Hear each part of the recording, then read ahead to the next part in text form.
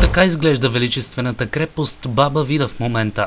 Пълни кофи, огромна тревиста растителност и купчини с чували, които бяха поставени да пазят от наводнения. Така в момента е и гледката от паметника на свободата. По алеята на влюбените пък можеш да видиш или влечуги, или нищо.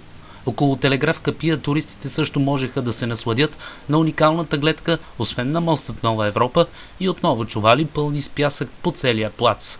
Собственик на заведение изказа притесненията си относно дърво, намиращо се в лятната му градина. Той вече е подал сигнал в общината, но за момента дървото е непокътнато. Припомняме ви, че миналата година 2 подобни дървета паднаха в градския парк и като по чудо нямаше жертви. Повечето видинчани споделиха с нас, че така е от години. Просто тази година, заради повечето дъжд, пораженията и мърсотията са повече. Не си кой се грижи. Всеки гледа, Ранко платеше пълни джоба и айде. Това е момче. Вярвате ли, че някога това ще влезе ще заприлича на европейски град? Може навсякъде, ма не и Видин. Не и Видин. Видин абсолютно се говори глупости. Видин най-пропаднелият град в северо-западна България. Най-пропаднелият град. Не вярвате, че Не, ще се случи? никога. Не само си, други няма познава. Че не чистят. Кой трябва да го изчисти? В общината кой трябва? Не ние.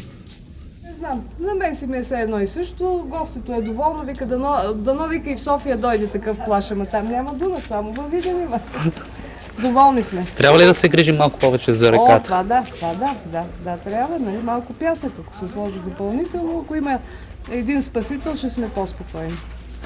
А сега сме малко напрегнати. Обърнахме се към екофирмата в край Дунавския град, както и към отдел екология към община Видин, откъдето ни увериха, че до края на месеца градът ще бъде почистен и приведен в приличен вид. Малко след 15 часа днес наистина фирмата се зае за работа.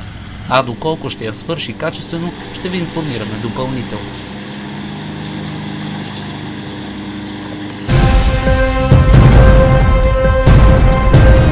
Audio Jungle.